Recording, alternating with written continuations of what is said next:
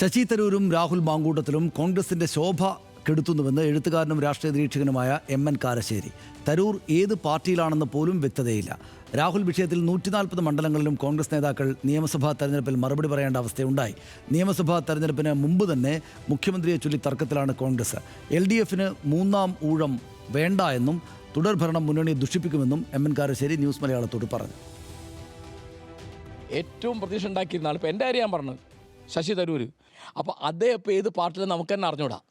കാരണം കേന്ദ്രത്തിലേക്ക് പോകാനാണെങ്കിലും കേരള മുഖ്യമന്ത്രി ആണെങ്കിലും ഒക്കെ കോൺഗ്രസിനകത്ത് ഗ്രൂപ്പ് വഴക്കാണല്ലോ അവരുടെ പ്രധാന പണി. പാലക്കാട് നിയമസഭാ മണ്ഡലത്തിൽ ഉപതെരഞ്ഞെടുപ്പ് വന്നാൽ BJP ജയിച്ചു പോകുന്ന അവിടെ BJP ജയിക്കും, കാരണം രണ്ടാം സ്ഥാനത്ത് BJP. അപ്പോൾ അവിടെ ഇപ്പോൾ എൻ്റെ കണക്കിന് BJP ജയിക്കും അവിടെ. പിന്നെ ബാക്കിയുള്ള 139 മണ്ഡലങ്ങളിലും മാങ്കൂട്ടത്തിൻ്റെ കാര്യം അവർ മറുപടി പറയേണ്ടി വരും.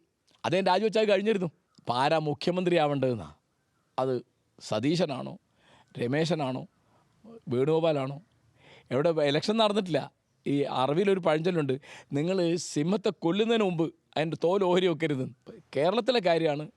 UDFനാണെങ്കിലും LDFനാണെങ്കിലും തുടർച്ച കിട്ടരുതെന്ന് ഞാൻ പറഞ്ഞത്. അതാണ് നമുക്ക് നല്ലത്.